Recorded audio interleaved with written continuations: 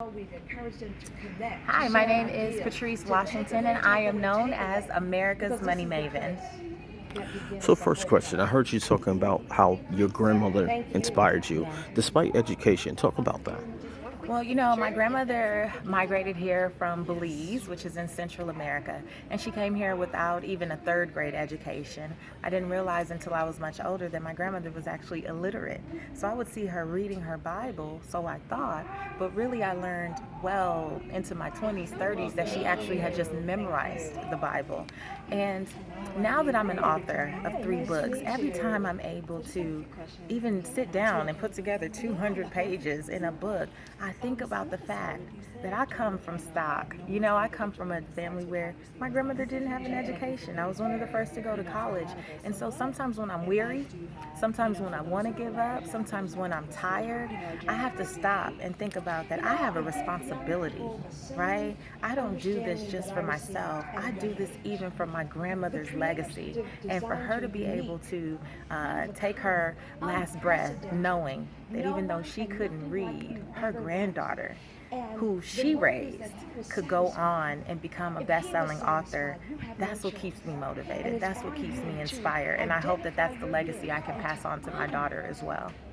What advice would you give to women in general, specifically Christian women, about having it all, the family, the and the great work career?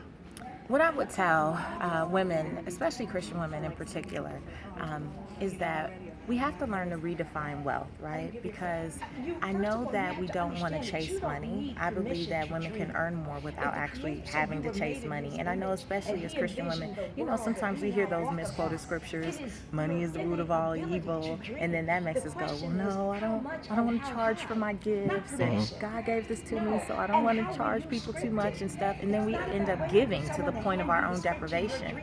But really, it's God who gave us the ability to produce wealth. And He gave that to us in the form of our gifts, our talents, our passion, the things that He gave us freely, right? To use to bless other people and to advance the kingdom.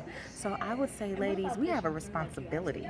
We have a duty to use what God gave us in order to produce wealth, in order to take care of our family. And wealth is not just about money.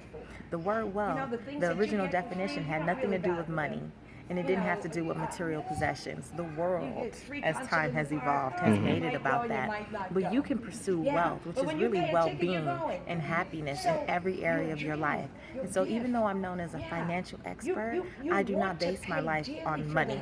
I don't base my life. The scripture that I shared on the stage here at Disney Dreamers, Yes. Proverbs 17:16. What good is money in the hands of a fool if they have no desire to seek wisdom? Yes. So really, I believe the life I live today, I've attracted through looking to build wealth in other areas of my life. My spirituality, I want that to be a 10. My relationship with God is very important to me.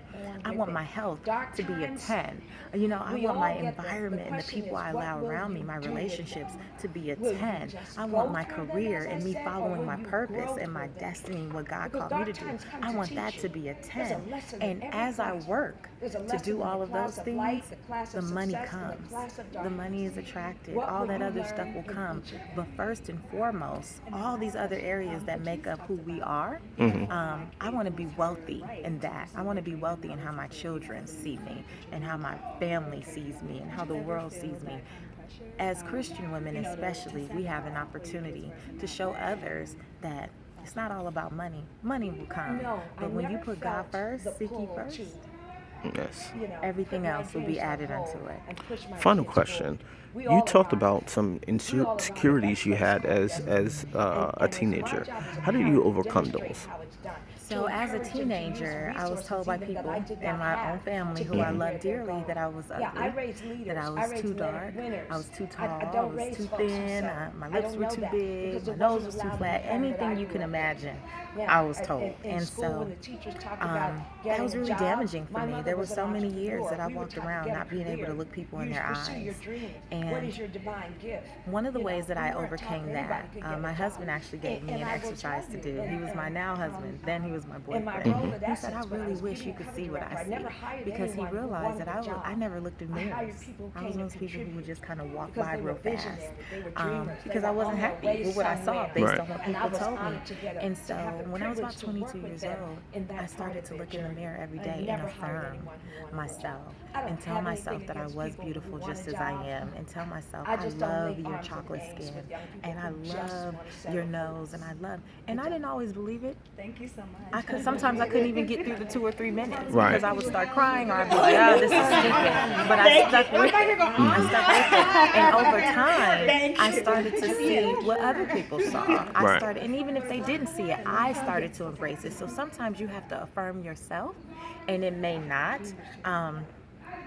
You may not believe it at first. It may not feel like you're even telling yourself the truth, but eventually over time, you say it long enough, you're going to believe it. It's like, even when folk lie out in the street, they say it long enough, they end up believing it, and the same can happen. So it took some time, and it took being very intentional, and it also took the support of people like my husband, who I'm very fortunate to find someone who was so encouraging and so supportive, but then also good girlfriends. So sometimes it doesn't come even from the family that you were born into. It might come from folks outside of that. God will bring people in your life to help encourage you and push you forward.